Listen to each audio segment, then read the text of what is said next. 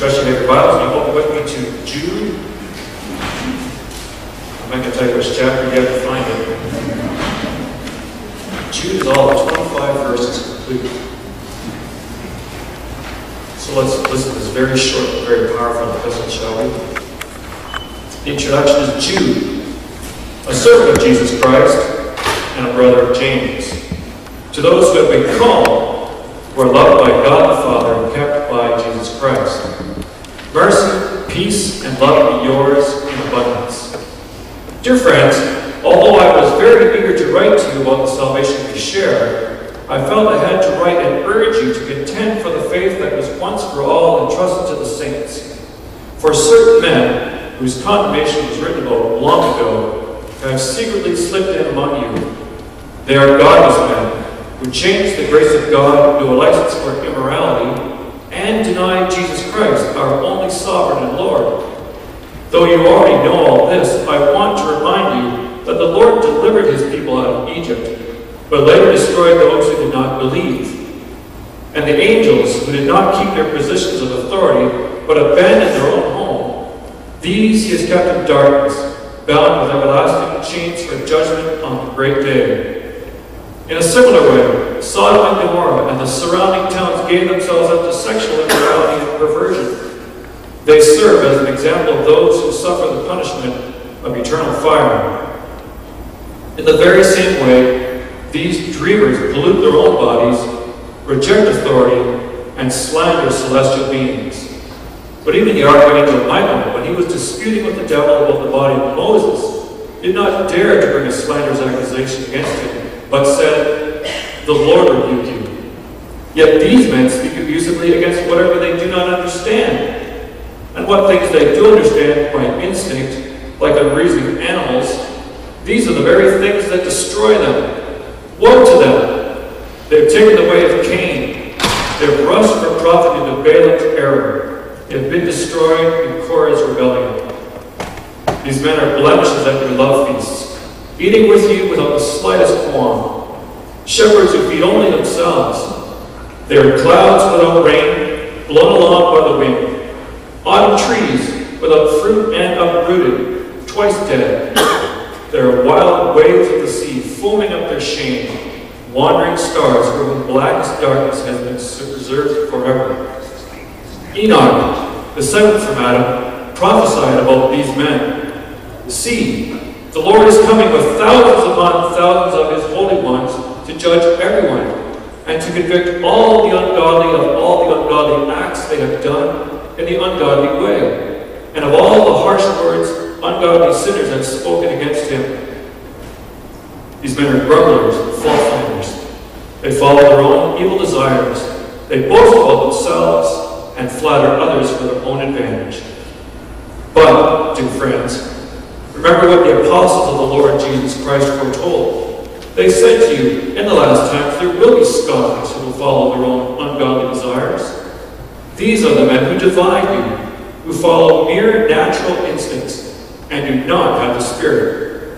But you, dear friends, build yourselves up in your most holy faith and pray in the Holy Spirit. Keep yourselves in God's love as you wait for the mercy of our Lord Jesus Christ to bring you to eternal life.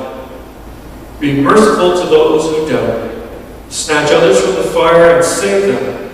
To others, show mercy, mixed with fear, hating even the clothing stained by corrupted flesh.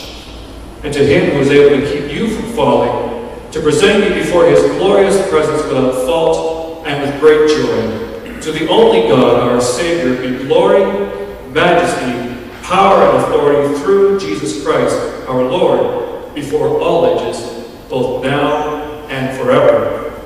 Amen. Thank you. And you see that wasn't too long, was it? We'll do Romans next week.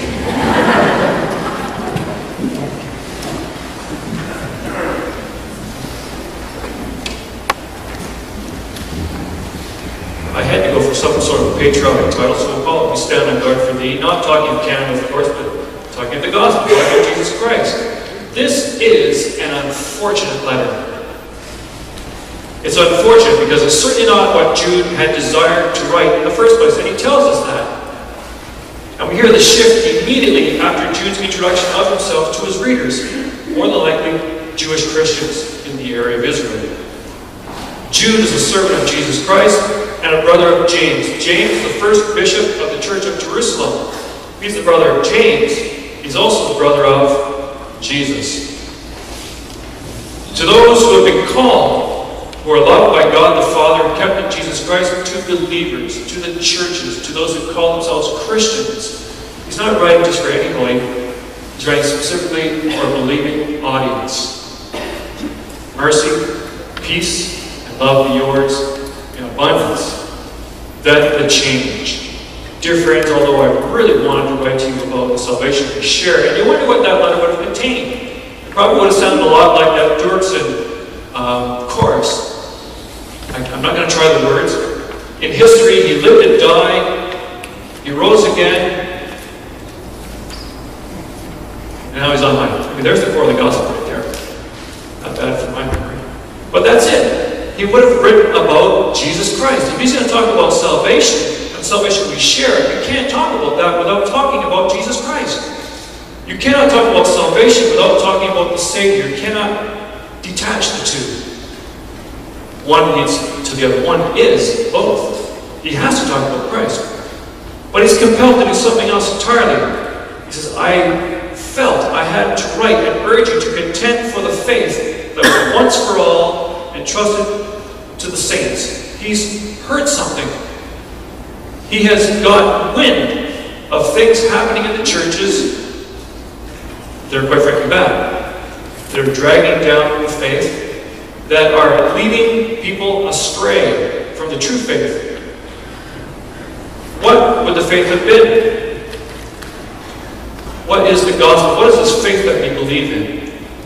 We referenced Brian Dirksen. If you have your Bibles, turn quickly to Acts chapter 2, where we look at Peter's first big sermon, and there's a part there that is the gospel in a nutshell.